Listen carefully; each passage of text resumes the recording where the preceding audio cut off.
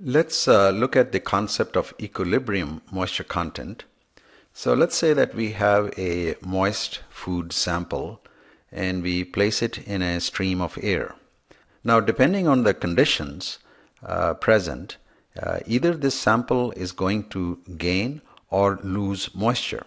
This transfer of moisture depends on the gradient of vapor pressure. Vapor pressure of water that's present in the solid and the partial pressure of vapors in the air. So gradient of vapor pressure is what drives the transfer of moisture either from the product to the air or air to the product. We are going to assume that the partial pressure of vapor in the air remains constant during this period.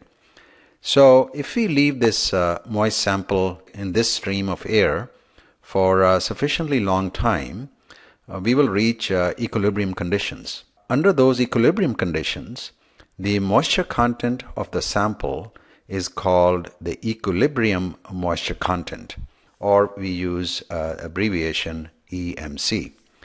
So equilibrium moisture content depends on the temperature, on the relative humidity of the environment, and the food itself.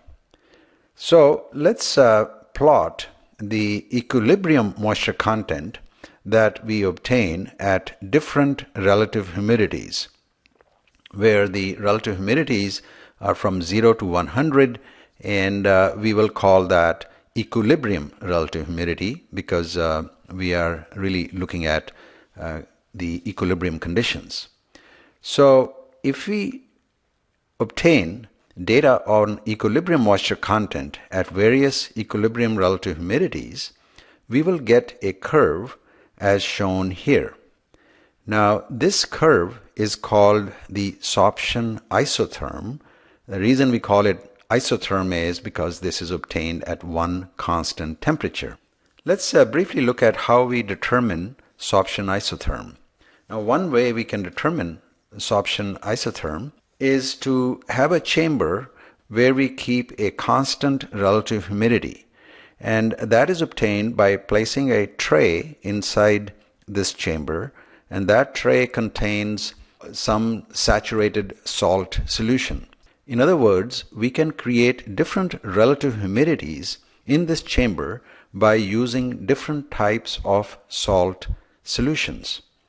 And then we have our food material that we place on a little stand inside this chamber and leave it for a period of time.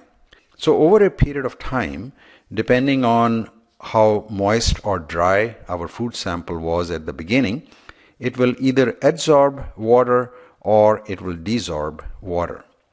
So if the sample was very moist in the beginning and the humidity is low, then we get a different type of isotherm.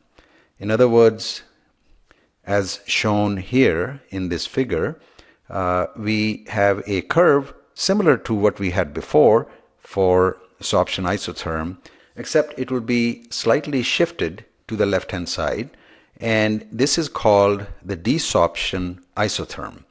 The previous one that we drew is the adsorption isotherm, when the sample is actually adsorbing water.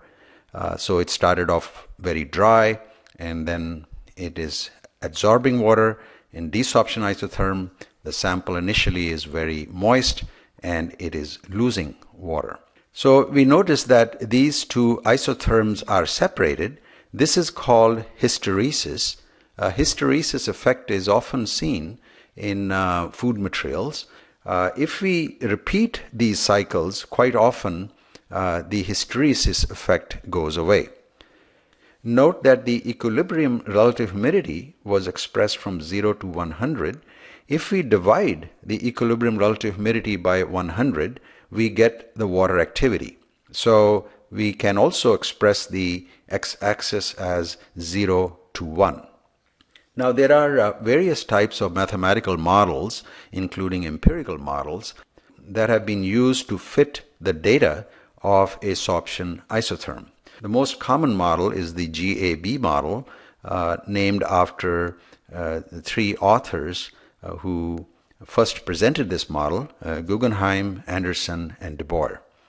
In a separate tutorial, we will look into more details on how we can express data from sorption isotherms with different mathematical models.